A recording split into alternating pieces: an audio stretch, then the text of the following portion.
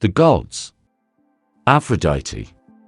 Aphrodite is the Olympian goddess of love, beauty, sexual pleasure, and fertility. So there are more stories told about her than anyone else. Being what she is, she enters other stories, and such as the power of her magic girdle, that he who even speaks her name falls under her spell. And unlike other Olympians, is never distracted from her duties. Her work is her pleasure, her profession her hobby. She thinks of nothing but love, and nobody expects more of her. She is regularly attended by a few of her children, the Erotes, who are capable of stirring up passion in both mortals and gods at the goddess's will. Portrayed as both insatiable and unattainable, Aphrodite was born out of the primal murder, when Cronus butchered his father, Uranus, with the scythe that his mother had given him.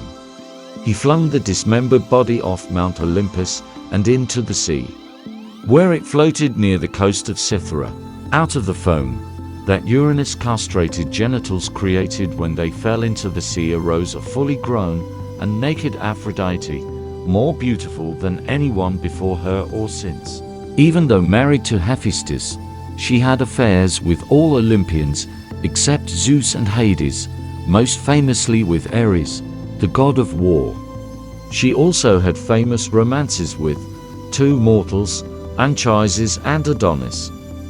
Aphrodite's name is usually linked to the ancient Greek word for sea foam or aphros, which fits nicely with the story of her birth. However, modern scholars think that both Aphrodite and her name predates ancient Greece, and that the story actually came because of the goddess's name. If Apollo represented the ideal of the perfect male body to the Greeks, Aphrodite was certainly his most appropriate female counterpart.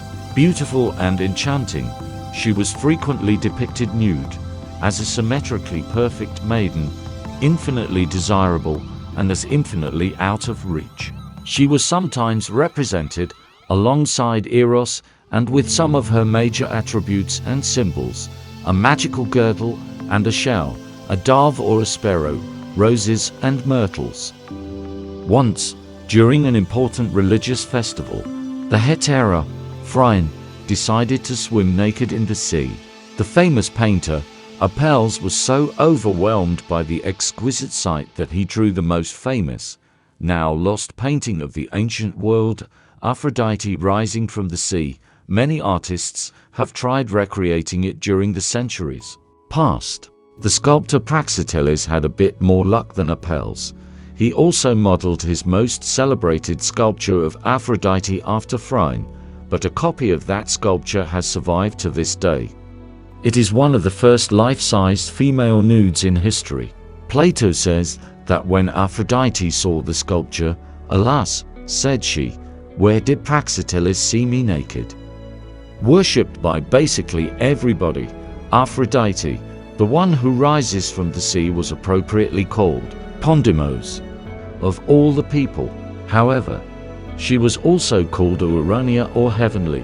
So some Greek moralists tried to make a distinction between these two Aphrodites, claiming that Aphrodite Pondimos is the goddess of sexual desire and Aphrodite Urania, the one of platonic love. Now we know that this was the same goddess, called by numerous other contradictory epithets as well, which often describe the complex nature of love, smile-loving, merciful, and the one who postpones old age, but also unholy, the dark one, and the killer of men.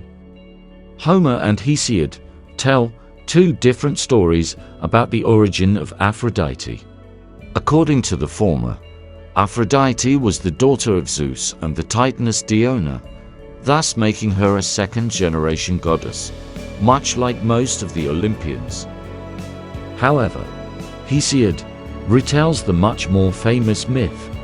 According to him, Aphrodite was born when Uranus' genitals fell into the sea after he was castrated by his son Cronus. The goddess of love emerged from the waters on a scallop shell, fully grown, nude, and more beautiful than anything anyone had ever seen before or since. Aphrodite was so lovely that only the three virgin goddesses, Artemis, Athena, and Hestia, were immune to her charms and power. Unsurprisingly, the second she got on Olympus, she inadvertently wreaked havoc amongst the other gods, each of whom instantly wanted to have her for himself. So as to prevent this, and being pestered by his ever-jealous wife Hera, Zeus hurriedly married her to Hephaestus, the ugliest among the Olympians. Of course, this merely alleviated the problem, as Aphrodite didn't plan to remain faithful. So, she started an affair with someone as destructive and as violent as herself, Ares. But Helios, however, saw them and informed Hephaestus, after which the upset and angry god made sure to devise a fine bronze net, which ensnared the couple the next time they lay together in bed.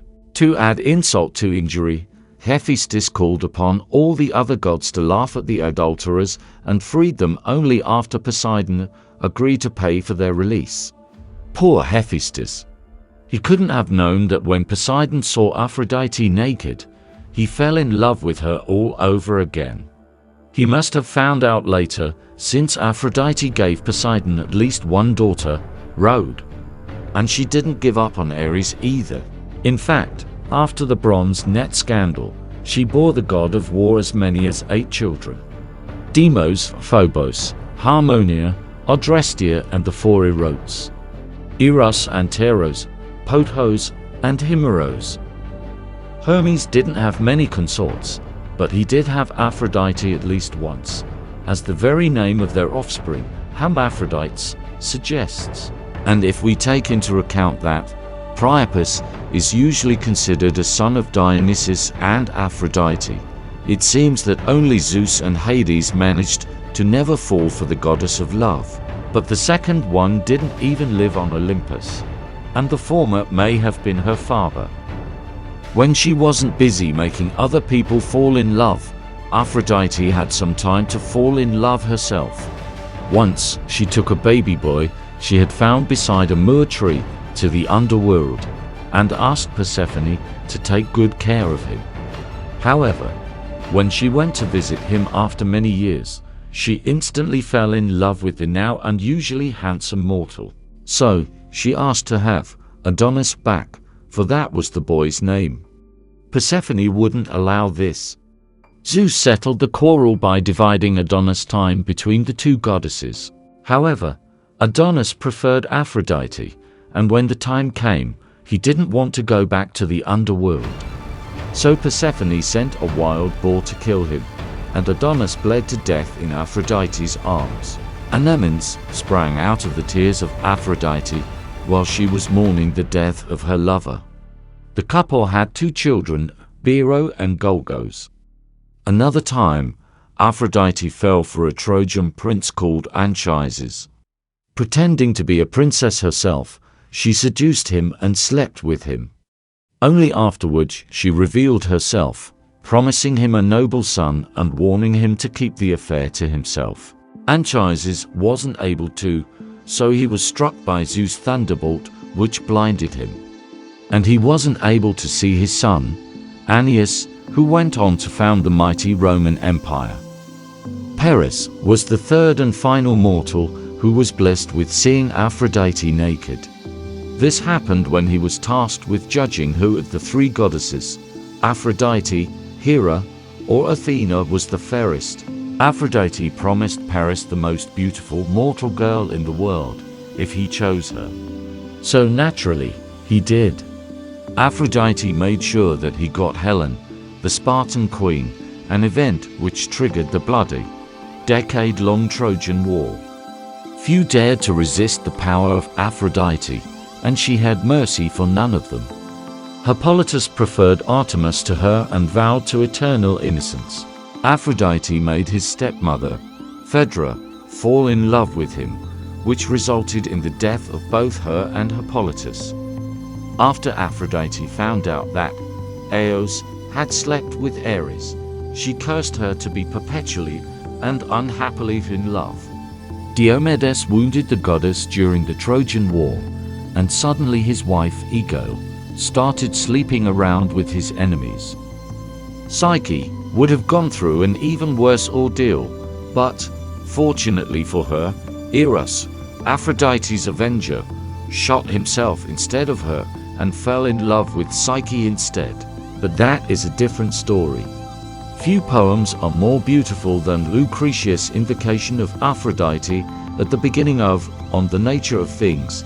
Compare this to the longest of the 3 Homeric hymns dedicated to Aphrodite, the 5th one.